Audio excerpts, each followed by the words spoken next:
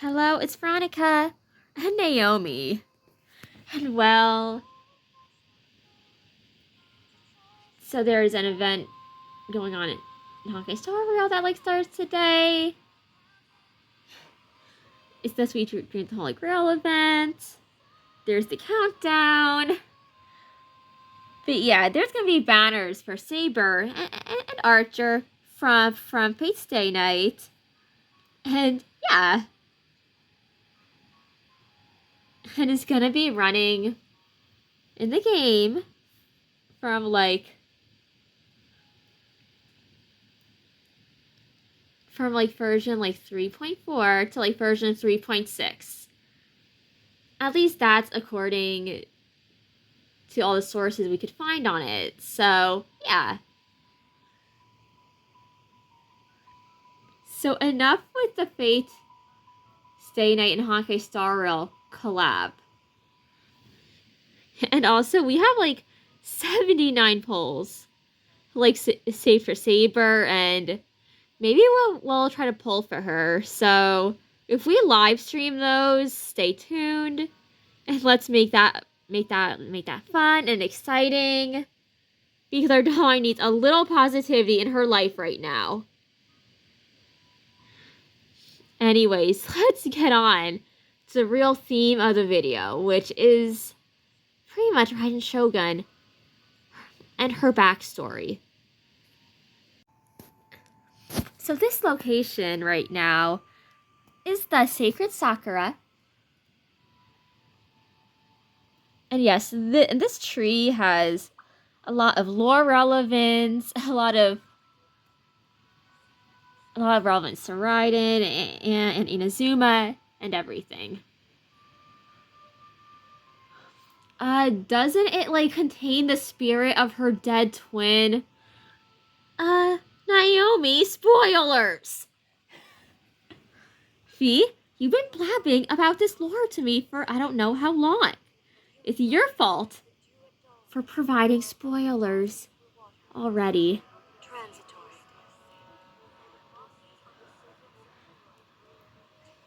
Yeah, true. I am really good at spoiling this character's story, by the way. Seriously. I love it so much, and it is so relatable to me and my doll mommy in a way that just feels special to us. So, yeah.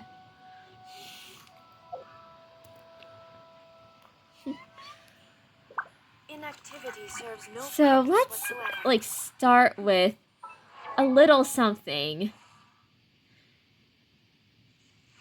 where we go through the details of Raiden and the character story that is on her character profile. So to put it simply, her official description reads, Her Excellency, the Almighty Narukami Ogosho, who promised the people of Inazuma an unending eternity. Simple.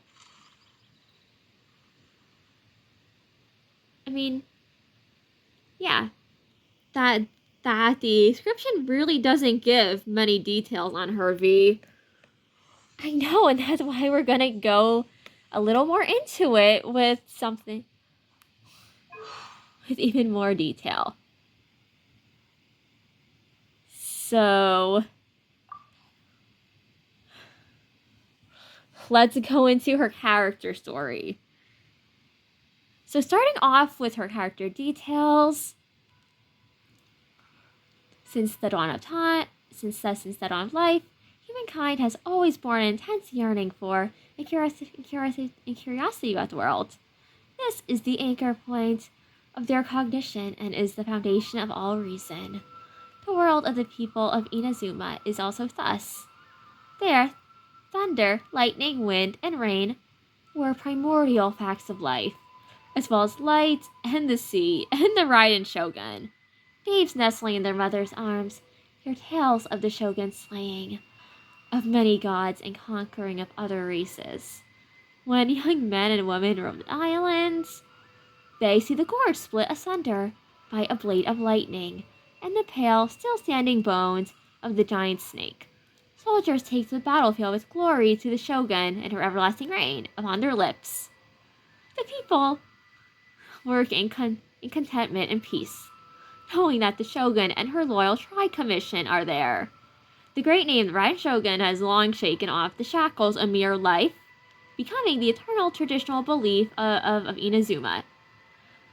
People trust in this great name and its might, believing that their descendants shall witness the same sights, and the same faith will form the foundations of their inner worlds, and that this will pass on from generation to generation.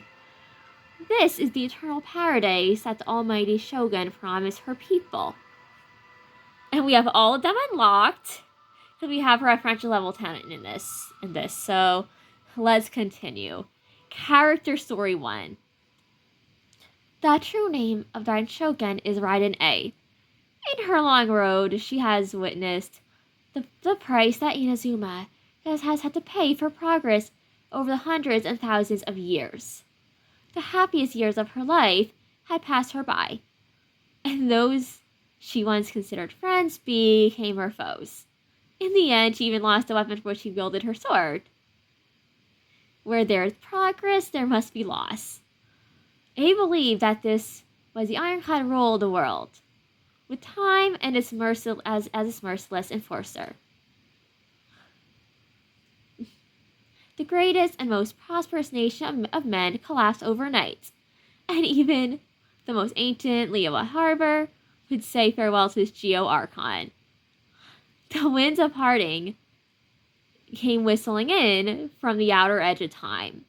However, resounding to the Raiden Shogun's name, centuries later, millennia later, someday Inazuma would lose the protection of its deity.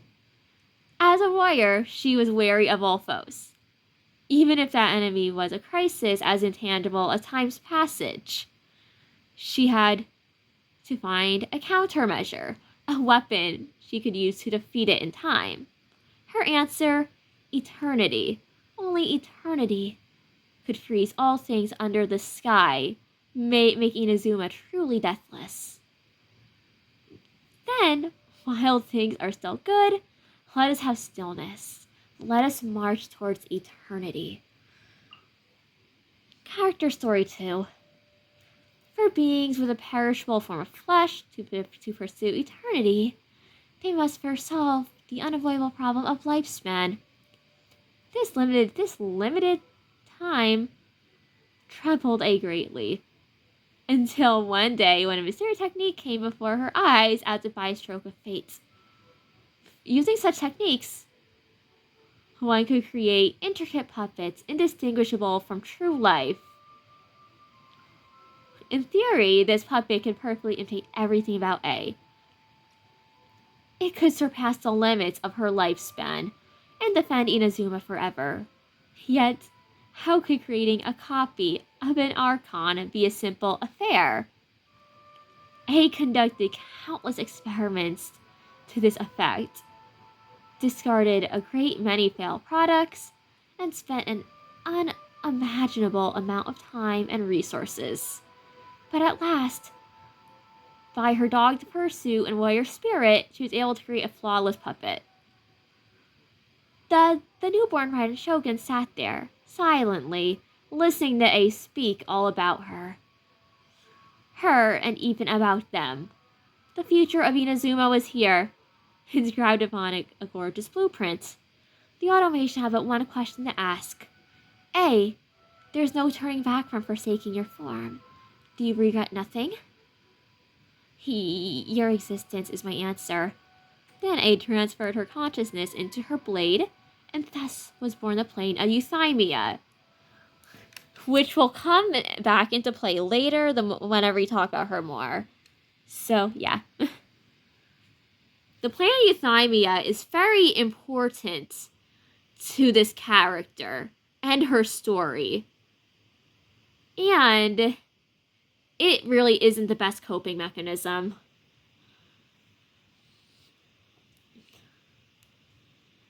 So let's move on to the third character story. Character story 3. Before Ren A became the Shogun, she was a samurai responsible foreseeing that the previous shogun's orders were carried out. The previous Electro Archon, Raiden Makoto, was no great fighter, and the things A had charge over were mostly matters of warfare and slaughter. However, A had also had moments of repose away from battle, sitting with her friends under the sakura trees and playing Karuta. Due to her character, A was always the most wooden player. She was never the final victor, nor did she have a taste of the prizes that the Kitsune Saiku reserved for the winners. Thus, she poured the effort that she put into swordsmanship into Karuta practice, often pestering Makoto or Mikoshi Chio for Karuta matches, or spending much time by moonlight reading the poetry inscribed on the cards out loud.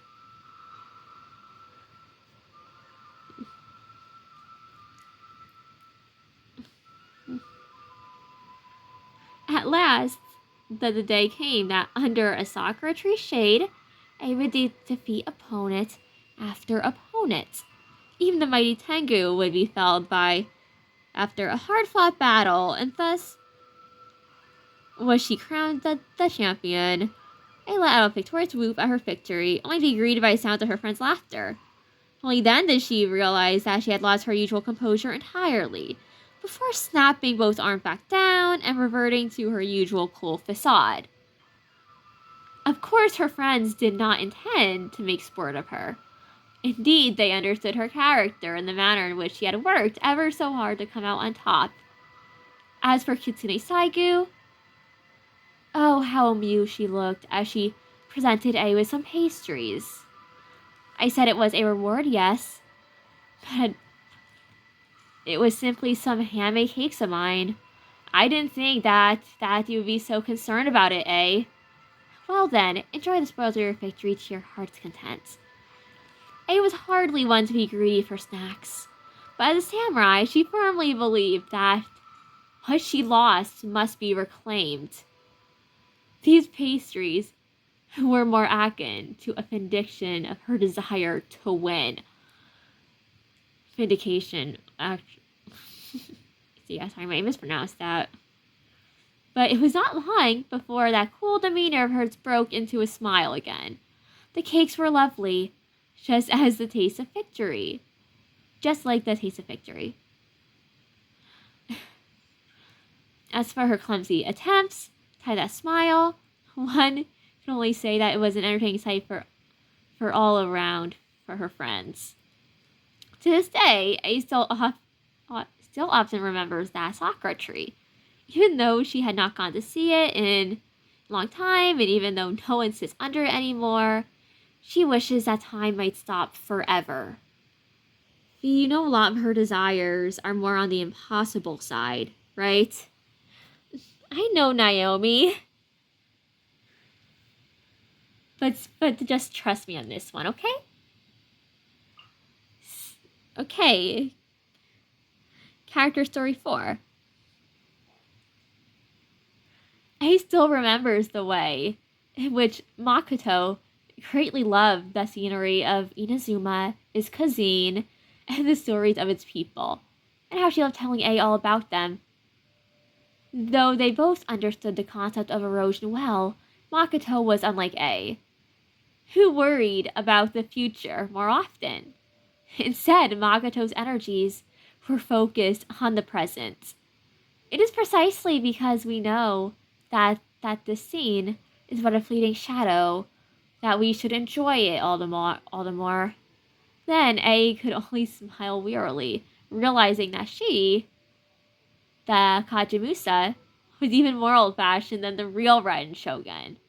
She thought to herself that she must learn to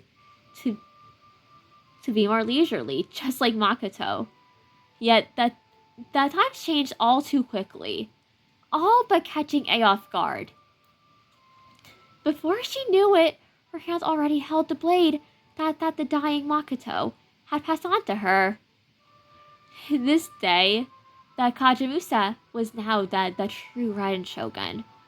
And it was on this day that A truly felt the agony of erosion. As time marched forward, inexplorably, even this blade, this Sakura, whole life on Inazuma would fade before her eyes. This was the foundation of Inazuma, and it was the thing that the Raiden Shogun must defend. If you look at it this way, thinking ahead is not meaningless, nor is it feigned ignorance. Having resolved herself, her life exceeded its mortal shell, and in eternity descended upon the mortal plane.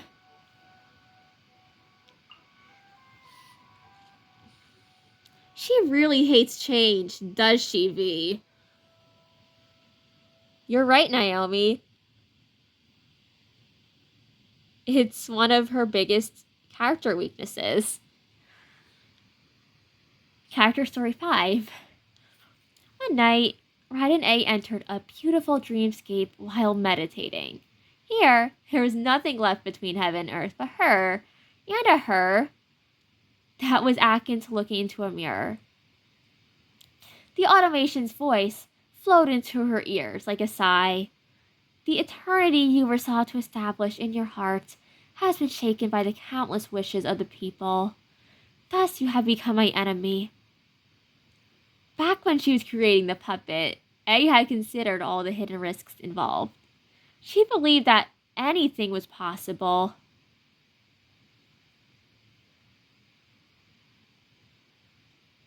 Including the worst case scenario, in which she too would someday become a threat to eternity.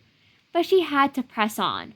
She had to reach eternity, such she would not permit to be stayed by any outside force.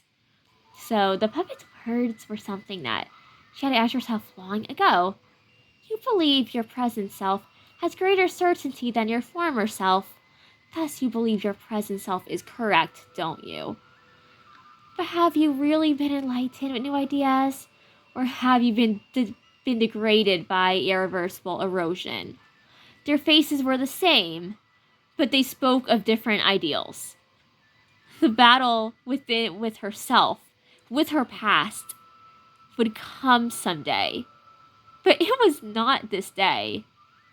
I knew well that she was not ready, not yet ready. Her heart had been clear, and she would have remained in that state. But hearing the cries of her people, she had to command her feet to stop. The sky above the mirror was no longer empty, and all about the silent halls she heard the cry of crows. Dawn was coming. The samurai must take up her sword. This dream was ever so real, and it too passed like a shadow.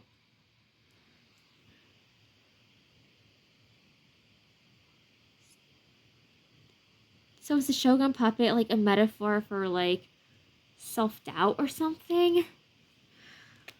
That's what I'm gonna get to, Naomi, okay? Okay, Muso Ishin.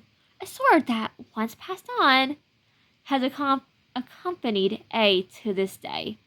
This sword has had two wielders. It has witnessed both time and eternity. It was born from Raiden Makoto's divine might, but it was never once sharpened. It took after its owner, of course, for Makoto was not one for battle. It was but a symbol, a true sign of peace. The day Makoto passed on, it was given into A's hands. The sword was stained with blood, and as the blood drew its first taste of crimson, that dripping ichor was blown aside by wild winds and blazing thunder. Makoto gave it the name Muso Ishin and desired to have it witness an Inazuma as lovely as a dream, and the noble hearts that dwell in this world. A did not change its name, for she too had looked out over the fascine of beauty, and the sight of it had engendered a stronger, purer dream in her own heart. The aesthetic of lightning is precisely to capture what is precious amidst fleeting transience.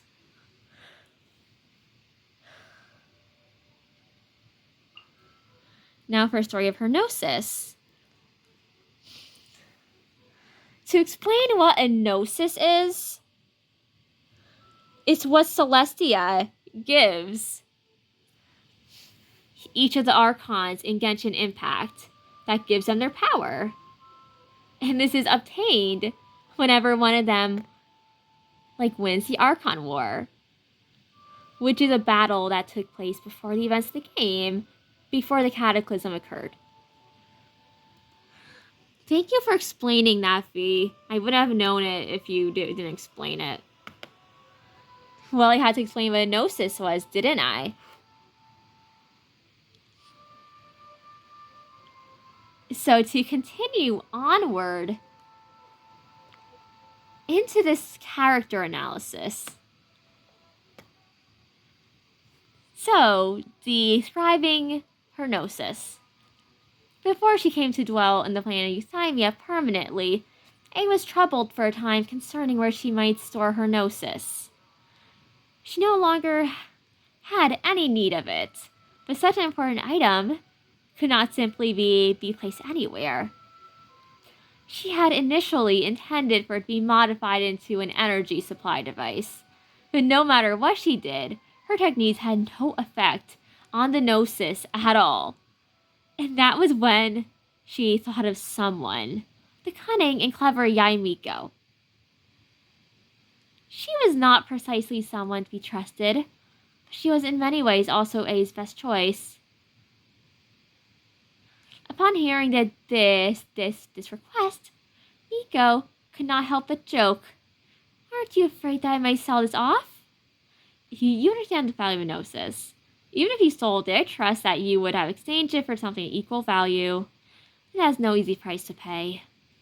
With someone of Yamiko's character, it was no surprise if she ever sold the gnosis. Yes, she would not allow herself to lose out in any such exchange. Such then was the tacit agreement between two old friends.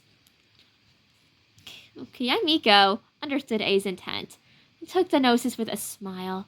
Well, this is your idea, not mine. Don't end up regretting this now. Whoa, I didn't know that our doll mommy could do a Yai impersonation. I didn't know either, Naomi. But anyways, let's finally move on to why her story is relatable and go into more detail about her story quest, including explaining the significance of Dongo milk.